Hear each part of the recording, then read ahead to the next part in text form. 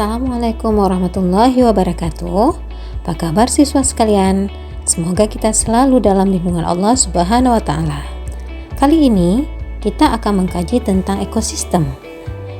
Ekosistem adalah tatanan unsur lingkungan hidup yang merupakan kesatuan utuh, menyeluruh, dan saling mempengaruhi dalam bentuk keseimbangan, stabilitas, dan produktivitas lingkungan hidup.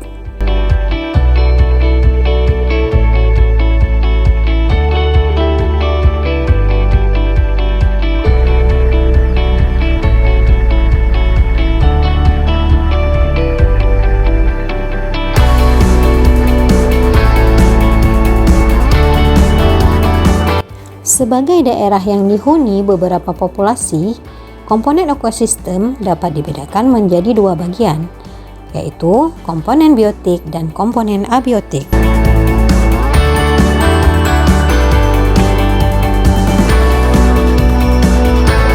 Komponen biotik. Komponen ini merupakan anggota dari ekosistem yang berupa makhluk hidup, misalnya mikroorganisme, jamur, protista, tumbuhan, hewan, dan manusia. Dalam lingkungan ini, terdapat hubungan-hubungan antar organisme yang saling menguntungkan maupun merugikan. Bahkan terjadi persaingan dalam memenuhi kebutuhan masing-masing.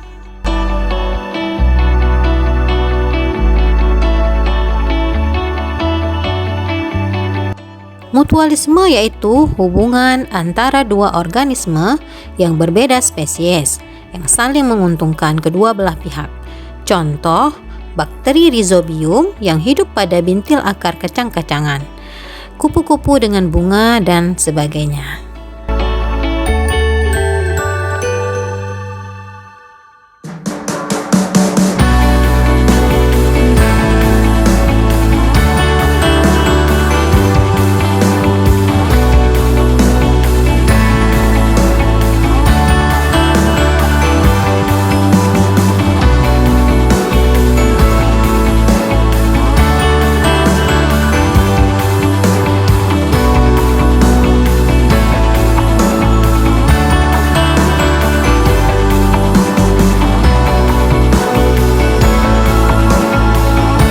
Komensalisme yaitu hubungan antara dua organisme yang berbeda spesies dalam bentuk kehidupan bersama untuk berbagi sumber makanan.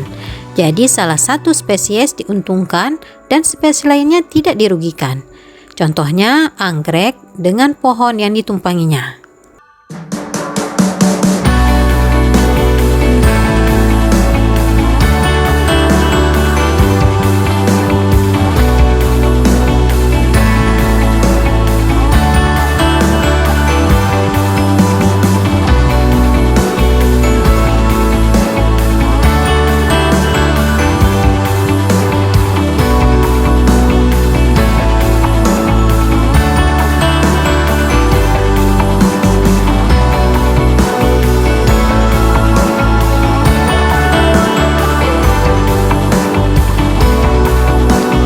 Parasitisme yaitu hubungan antar organisme yang berbeda spesies.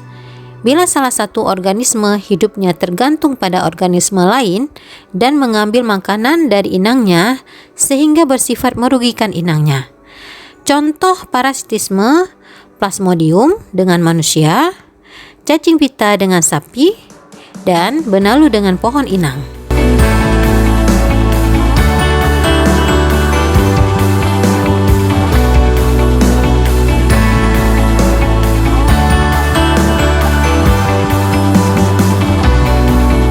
Predasi yaitu hubungan antara mangsa dan pemangsa. Hubungan ini sangat erat sebab tanpa mangsa, predator tak dapat hidup. Sebaliknya, predator juga berfungsi sebagai pengontrol populasi mangsa. Contoh predasi adalah harimau dengan mangsanya, rusa, burung, ataupun tikus.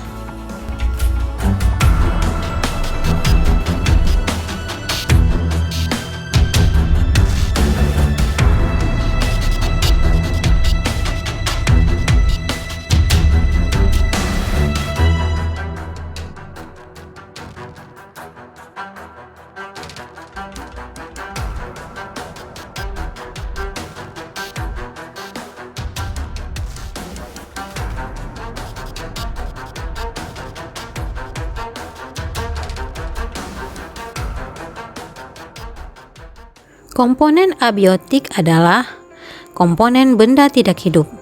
Keberadaan komponen ini hampir tidak mempengaruhi secara langsung keberadaan dan penyebaran organisme tertentu.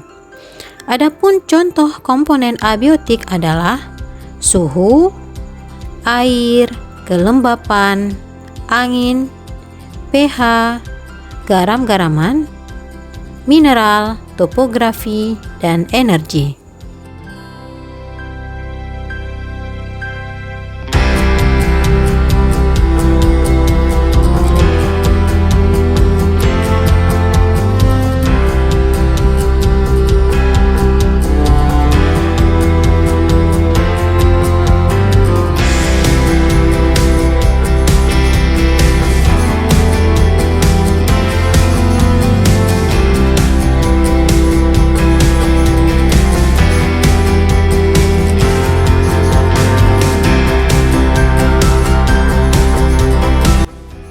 Di bumi terdapat berbagai macam ekosistem.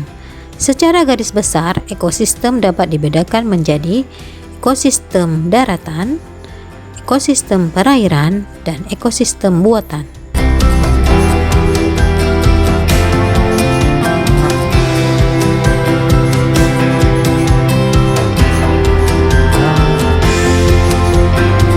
Ekosistem darat.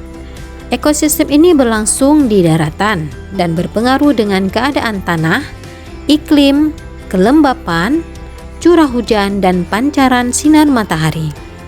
Adapun berdasarkan letak geografis, ekosistem darat dibagi menjadi 6 bioma, yakni gurun, padang rumput, taiga, tundra, hutan gugur, dan hutan hujan tropis.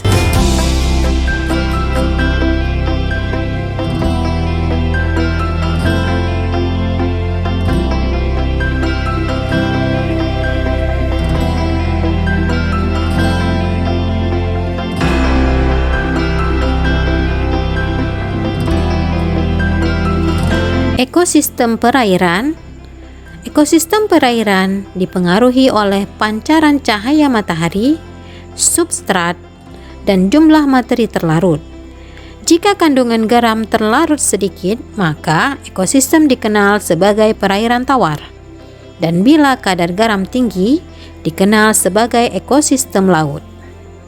Adapun contoh ekosistem air laut adalah ekosistem laut, pantai, estuaria, dan terumbu karang. Sementara ekosistem air tawar adalah danau dan sungai.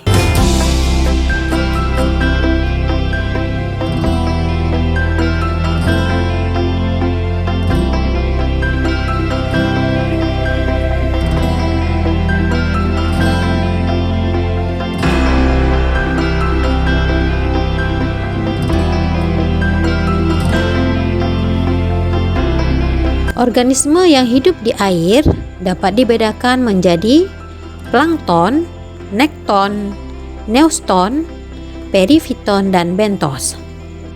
Terakhir adalah ekosistem buatan. Ekosistem ini diciptakan manusia untuk memenuhi kebutuhannya.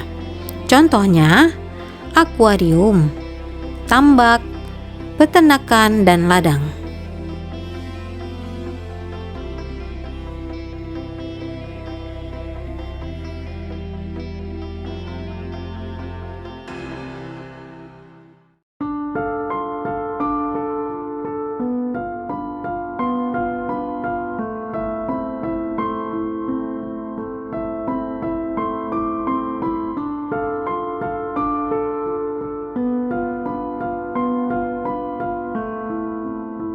Kelestarian ekosistem akan rusak dan terganggu dapat diakibatkan oleh bencana alam seperti letusan gunung berapi, banjir, tanah longsor, kekeringan, gempa bumi, pemanasan global, angin topan maupun badai.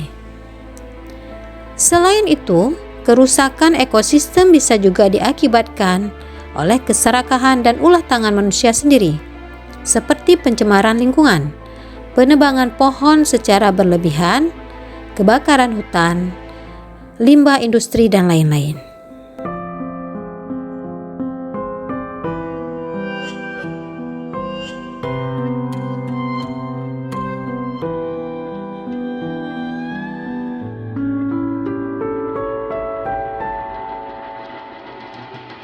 Mencegah kerusakan alam adalah tanggung jawab kita semua.